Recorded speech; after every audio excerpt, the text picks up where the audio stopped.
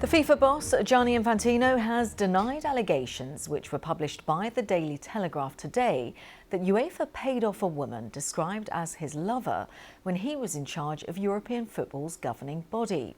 FIFA says that the allegation is categorically untrue. Uefa says a standard departure payment was made to the employee.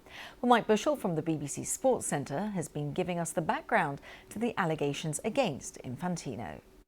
The story first emerged in the Daily Telegraph and relates back to a time when the now FIFA president, Gianni Infantino, was the Secretary-General of Uefa at a time from 2009 to 2016. And the allegations are that a woman who he was allegedly in a relationship with was given this six-figure severance payment by Uefa, a claim FIFA have categorically denied. I'll come to exactly what FIFA have reportedly said shortly, but first, Uefa have issued a statement. And this is it, seen by the BBC. They say, we are aware of the allegations and can confirm a departure payment was made to the individual in question, coupled with the payment of fees for an MBA course at a local business school, they go on to say. The payment was in line with the regulations that existed for departing staff at the time. Such regulations have been tightened since 2016, and the current staff regulations, which apply to all UEFA employees at whatever level, reflect those found in a modern high-profile organisation.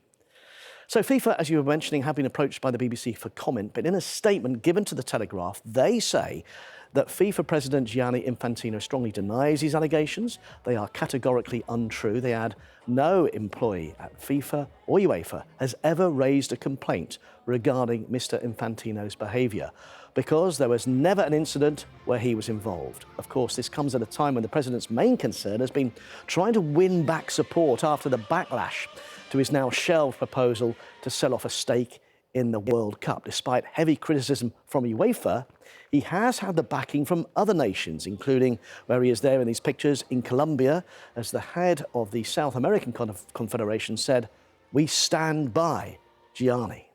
Mike Bushell there. Well, Gianni Infantino is in Colombia, where he's attended the inauguration of the new president. The BBC caught up with him as he was attending a meeting with the head of South America's Football Confederation, as my colleague Ione Wells explains. The events of the inauguration have wrapped up here in Cali in the south of Colombia, and unsurprisingly, Gianni Infantino did not answer any of the questions that I tried to pose to him when I saw him entering and leaving that event, where he was attending the inauguration of Colombia's new president, Abelardo de la Espriella. Infantino, will you resign after your plan to sell off part of FIFA failed? A word for BBC News, what's your response to Europe, who say they'll boycott the World Cup, Infantino? I asked him whether he would resign, given his plan to sell off parts of FIFA failed. I asked him what his response was to Europe, saying it could boycott the World Cup, given UEFA doesn't have faith in his leadership. I asked him whether, as countries like Jordan have claimed, he has been financially blackmailing some countries to support him, and whether in fact he is here in South America to try to shore up support for his presidency. I think many will see this visit of his as essentially an attempt to try and get more countries on his side, to try and get every single vote he can from countries that might still support him ahead of that crucial election next year to determine the next FIFA president. I think some could say that as a result, this trip has been somewhat of a success in that regard, given that he met with not just grassroots football associations, but also with the Federation, Colombian Football Federation, and also, crucially, the president of CONMEBOL, which is the governing body of football in South America. The president spoke to us afterwards and seemed to suggest that CONMEBOL did support Infantino, continued to support him, and in fact the only question, the only answer that I received from Infantino was very simply, in his words, "I love Colombia."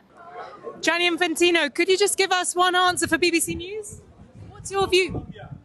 That being said, just because he may have the support of some governing bodies and figures here, this scandal certainly hasn't gone away, and he will continue to face these questions, I think, wherever he goes next. Ione Wells there.